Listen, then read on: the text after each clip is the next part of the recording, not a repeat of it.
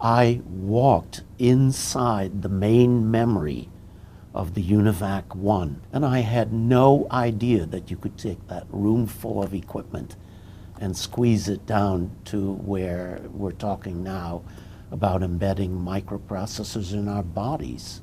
I got hooked on the notion of using computer graphics for human-computer interaction when I was a graduate student and saw this fantastic film called Sketchpad, which showed a person interacting with a computer using graphics, which was utterly novel at the time. It was less a decision than just falling in love and saying, man, that looks like fun, and I want to do that, rather than a calculated decision of this is going to be a big thing someday. We had no idea, studying computer science, how endemic computing would become in the modern world. In the 60s, there weren't any computer graphic systems to a first approximation. I was amazingly fortunate that in my second year here at Brown, we managed to get an equipment grant from IBM and got one of the very earliest commercial display consoles. We've had the longest running computer graphics laboratory in the known universe.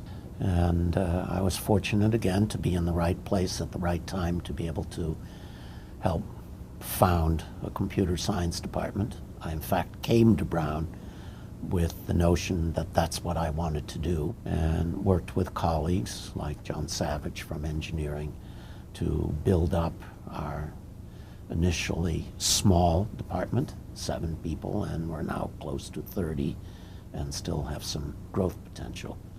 I characterize what I do as experimental research and systems building. I like to build systems, particularly ones that are useful to ordinary folks. In a sense, that makes it a little easier because I can have a pretty good idea of the kind of target system I would like to create with my students. I had great fun having integrated teams of a couple of PhD students, some master's students, and some undergraduates. And I have to say, most of the time, still the largest proportion by far of my workforce, if you can call it that, are the undergraduates.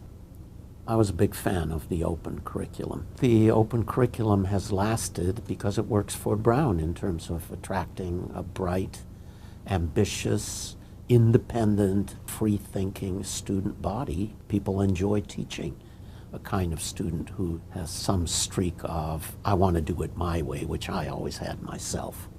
I've been able to forge relationships with the sort of forefront companies in our field and have been able to place former students in positions where they quickly rose to leadership positions. And of course, it's a standard thing. Once you have a few hotshots go to a company, they come back and recruit. Pixar is a very interesting case in point where some of their very earliest workforce were people who had studied with me. I'm very proud of the leadership role that some of those people have performed in Pixar, and some of them are still there as very seasoned veterans at this point. One of my most fun moments is when Steve Jobs flew me out at his expense to see the premiere of Toy Story 1. And I got a signed book on the making of it with Steve's inscription, "You made it so."